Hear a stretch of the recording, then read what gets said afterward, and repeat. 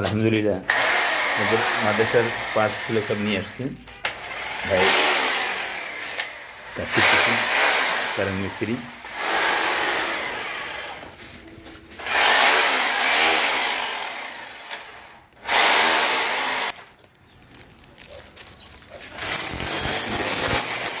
আজকে 22শে জুন 2024 সাল।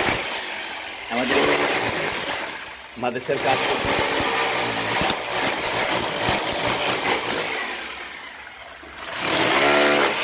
অনেক টাকার দরকার, অনেক পার্টসের দরকার, বড় জানা দরকার। যে পারেন আল্লাহর রাস্তায় একটু সাহায্য করেন। নামাজের ঘর, বাচ্চাদের নামাজের ঘর, খাদ্যখানা।